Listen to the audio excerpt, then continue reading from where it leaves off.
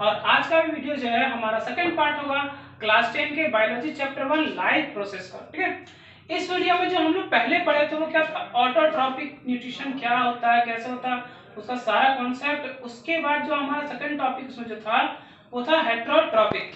तो हेट्रोट्रॉपिक किसमें था, एनिमल्स में था। तो मेन हेडिंग जो है हमारा क्या, न्यूट्रिशन इन एनिमल्स, इसके बारे में जानना है। इसका जो सबसे पहला टॉपिक आएगा वो क्या, हेट्रोट्रॉपिक न्यूट्रिशन। फिर इसके अंडर में क्या क्या टाइप्स आता है, फिर कुछ पॉइंट्स है जो क्लास जूनियर से आप लोग पढ़ते आ रहे हैं, कार्निवोर्स, ऑमनिवोर्स और हार्बिवोर्स के बारे में।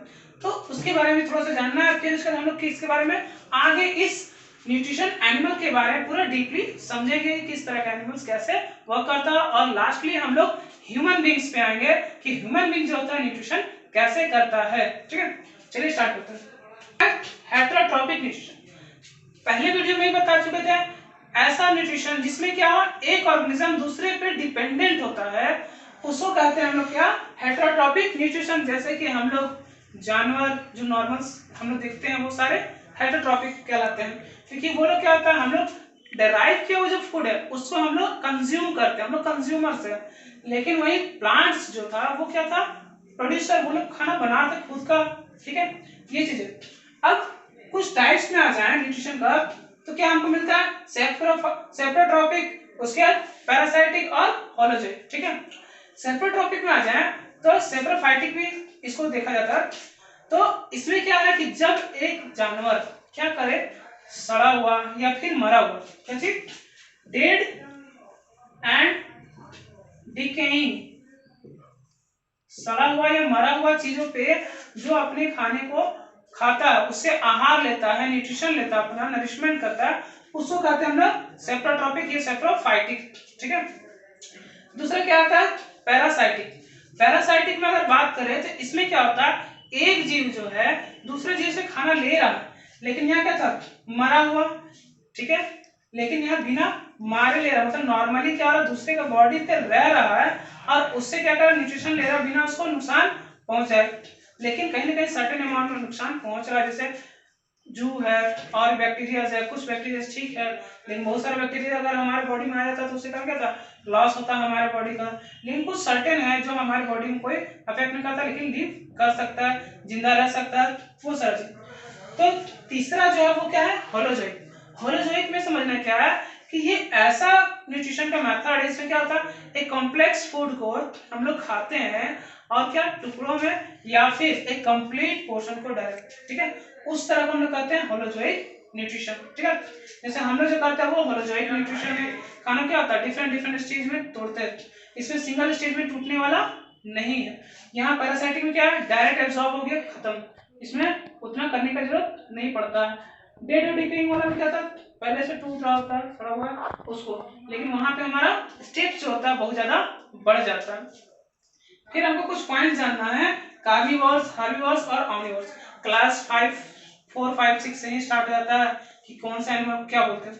तो कार्निवोर के बारे में जानते क्या है कि ऐसा ऑर्गेनिज्म जो क्या करता है, सिर्फ और सिर्फ फ्लेश खाता हो, मतलब दूसरे जानवरों का मांस खाता हो, उसको कहते हैं हम लोग कार्निवोर्स।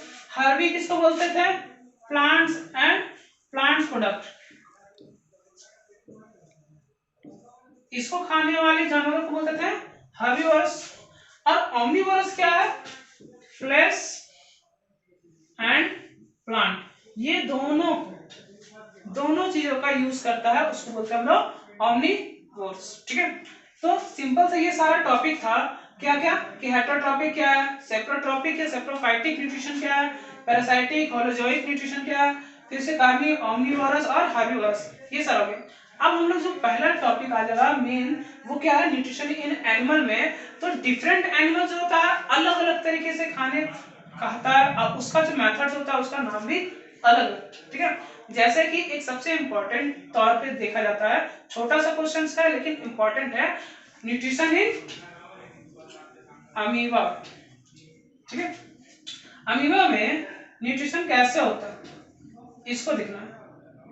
ठीक है, तो इसको जानने से पहले सबसे पहले हम अमीबा के बारे में कुछ पॉइंट्स को रिकॉल करते हैं जो पहले भी आप लोग जानते होंगे कि अमीबा क्या है, यूनिसेलुलर ऑर्गेनिज्म है, इसके पास कोई फिक्स शेप नहीं है। ठीक है, बहुत सारा पार्ट्स का मिसिंग है, माउथ नहीं है, ठीक है।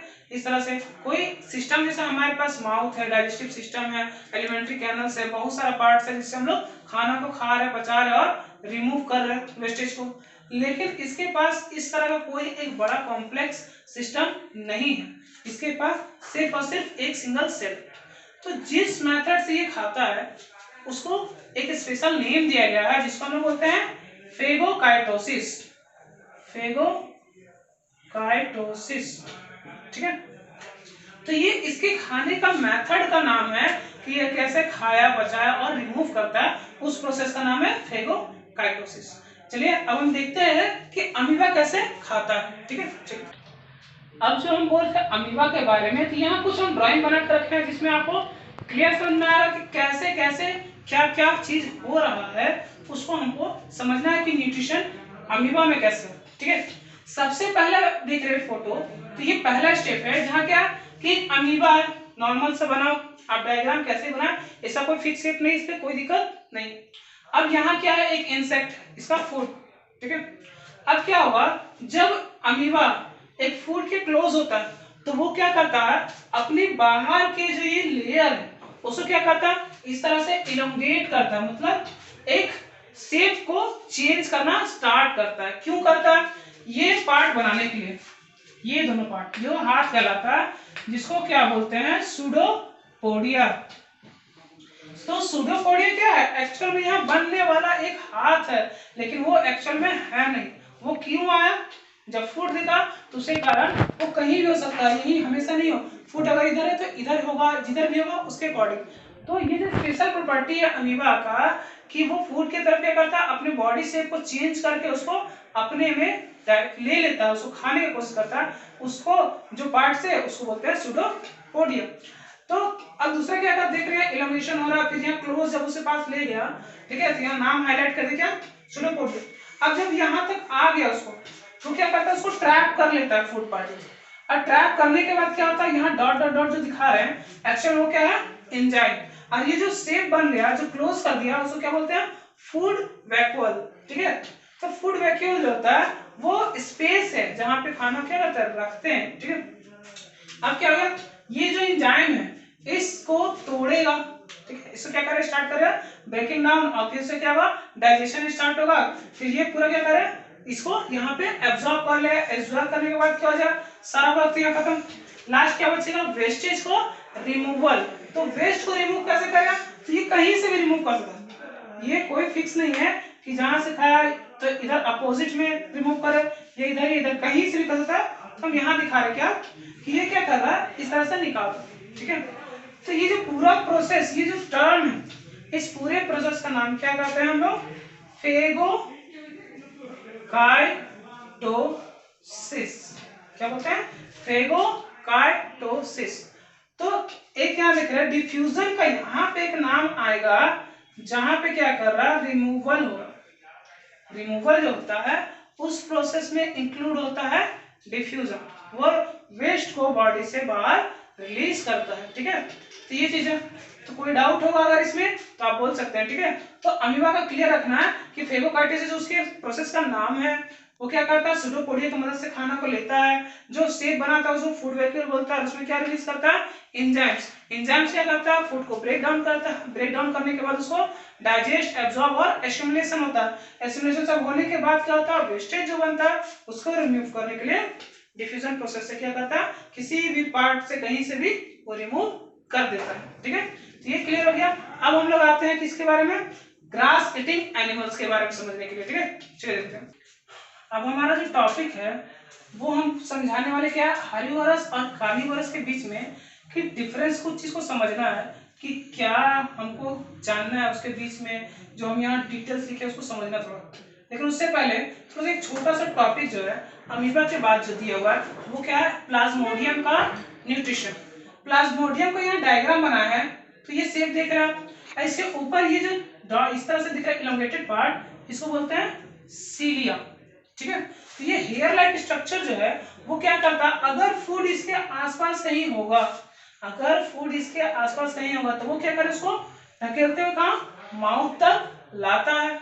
अब ये माउथ प्रेजेंट है जो कि अमीबा प्रेजेंट नहीं था। तो डिफरेंस आप देख सकते हैं क्लियर कि अमीबा और इसमें डिफरेंस क्या है कि इसके पास माउथ प्रेजेंट है, सीलिया प्रेजेंट है, वहीं अमीबा में ये दोनों चीज नहीं था। तो ये क्या क्या सीलिया की मदद से फूड को माउथ तक लाता है, फिर इसको डाइजेस्ट करता है, फिर वही सेम प्रोसेस रिमूवल के लिए यूज किया था। ठीक है, ऐसा कोई नाम की जरूरत नहीं है यहाँ पे। ठीक है, वो चीज। अब हमको यहाँ कुछ जानना है कि हर्बीवोरस और कार्निवोरस के बारे में सीखना है कि हर्बीवोरस क्या खाता है, सेलुलोज खाता है। ये कॉम्प्लेक्स टाइप ऑफ शुगर है जिसको हम लोग क्या होता है पचाना इजी नहीं होता। जब जैसे जो घास खाते हैं, ठीक है, वो सारा चीज जो है बहुत ही ज्यादा कॉम्प्लेक्स होता है, उसको एक सिंगल या दो स्टेप में पचाना इजी नहीं है। वही हम लोग जो खाते हैं वो ग्लूकोज या कार्बोहाइड्रेट का फॉर्म खाते हैं जो कि काफी सिंपल फॉर्म होता है, इसलिए हम लोग इजी डाइजेस्ट कर लेते हैं उसको, सिंपल एक तरीके में एक दो स्टेप में खत्म होता है। लेकिन इसमें क्या होता है, लार्ज इंटेस्टाइन प्रेजेंट होता है, हमारे में क्या होता है स्मॉल इंटेस्टाइन।